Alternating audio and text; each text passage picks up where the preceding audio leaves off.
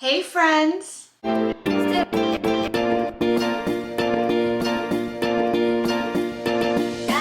name is Desiree, aka Mama Friendly, and I do all sorts of videos on my channel, from cooking videos to planner videos, vlogs, hauls, homeschool videos with a Disney twist, a little bit of everything. So if any of these things sound like fun to you, I hope that you'll subscribe and join me on my YouTube adventure. If you're an old friend, you already know, we are huge Disney fans in my family.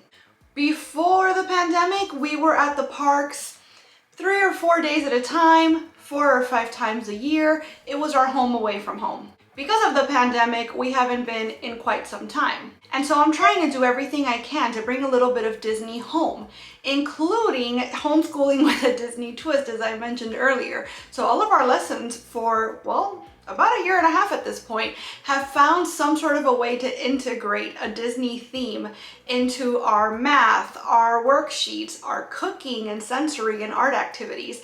I'm gonna have a playlist linked in the description box in case any of this sounds interesting to you, so you could check it out for yourself. Speaking of, if you're an old friend, you also know that because of various allergies and intolerances, most of my family eats exclusively gluten and dairy free. So when you combine these things together, you'll find that we really love Disney food, but typically while we're at the parks, we have to kind of settle for the substitution.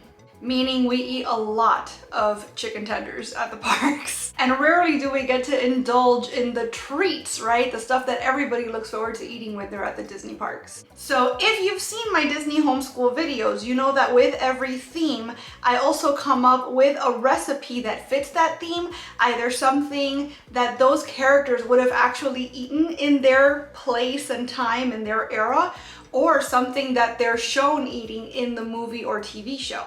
And of course, all of those recipes are gluten and dairy free, either because they are naturally so or because I've adapted them.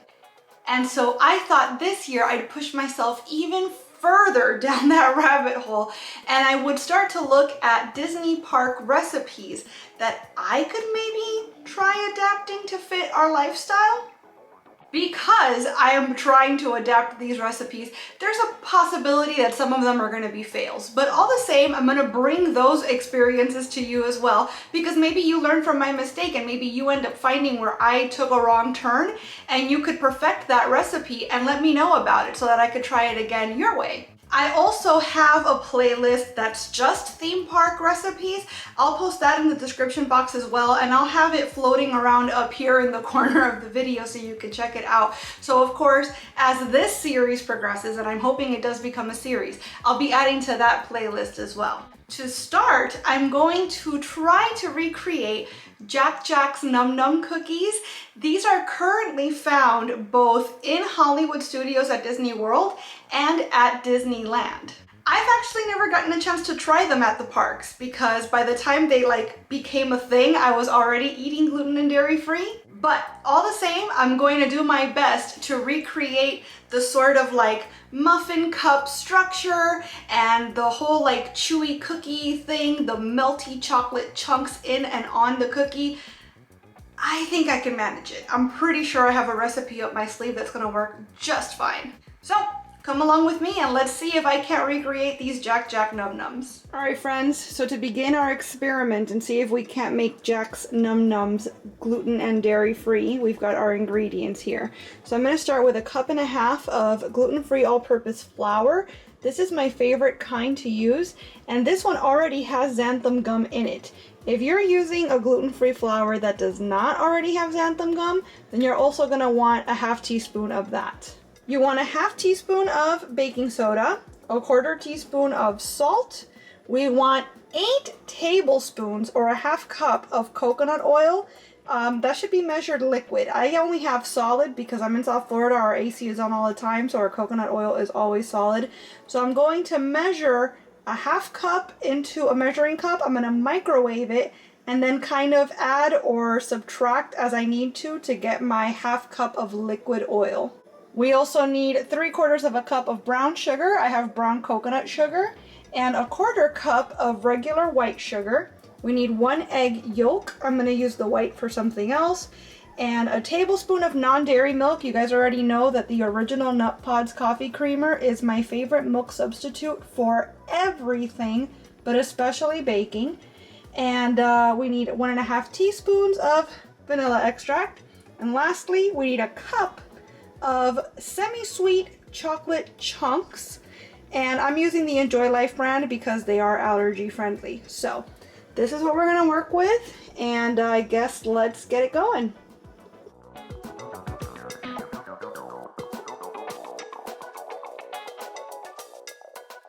So in a small bowl, I'm going to whisk together my gluten-free flour, my baking soda, and my salt. If you need to add xanthan gum to your recipe, this is where you would do that as well. And once that's combined, we're going to set it aside. Now with a hand mixer, I'm going to beat together that liquid coconut oil, the brown sugar, and the white sugar for about 3 to 4 minutes until it's well mixed and sort of creamy looking.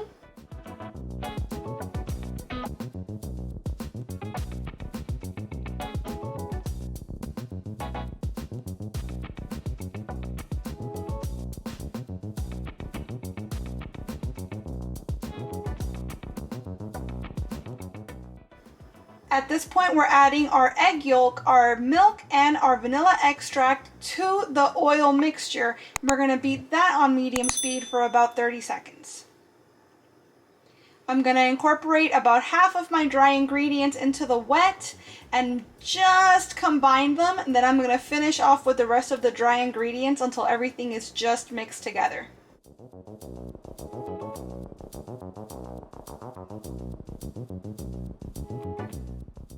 Here we go with our cup of semi-sweet chocolate chunks. We're just going to stir this together so that they're well incorporated throughout the dough, but also so that there's no remaining flour visible. Now Jack has his Num Nums in little bits, like little containers like this, at least in the parks. So I'm going to put them into these cupcake liners, and we're actually going to cook the cookies in a cupcake tin, I suppose. It's silicone, but you know what I mean. And I'm going to bake these at 350 for about 12 minutes. I'm giving them 10 minutes to cool and finish cooking, but I'm also gonna melt a little extra chocolate chunk situation on top while we wait.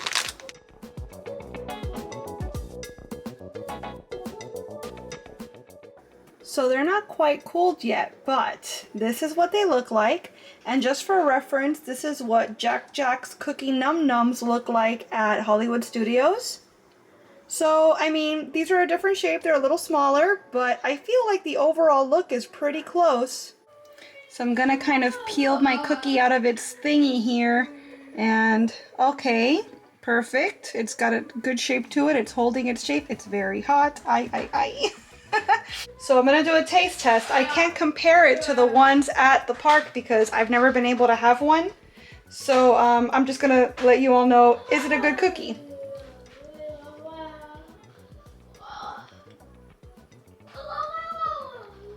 Oh my gosh. Very hot, but very, very good. Good texture. You can taste the coconut a little bit. So maybe you could use a vegan butter if you don't want that coconut taste. Very, very chocolatey. Great cookie texture. I'm gonna go ahead and say I nailed it. I feel like if you are missing out on Jack's Cookie Num Nums and you want to try them yourself if you're gluten and dairy free, this is definitely the way to go. So there you have it, friends. Was it a perfect recreation? I'll honestly never know, probably, but they were delicious in their own right. And I think that, you know, if you didn't want that coconut flavor, like I said, you could try to substitute some like dairy-free butter instead, some Smart Balance or something like that. But on their own, like just without comparing them to anything, they were absolutely delicious. So if you try this for yourself, and you've already had the original at the parks, I'd love for you to let me know how they compare. I'm gonna go ahead and call this one a home run. I already have an idea in mind for next month's attempt, I guess. But if you have any Disney park recipes that you absolutely love and you'd like to see me try to adapt them to a gluten and dairy-free lifestyle, let me know what that is in the comments and I'll do my best. I want to thank you so much for watching this video. I really hope that you enjoyed it, and if you did, I hope that you will please give it a big thumbs up. I'd also love it if you would subscribe and click that notification bell because I post at least 3 times a week and I wouldn't want you to miss a minute. Thanks so much again for watching and see you real soon. Bye!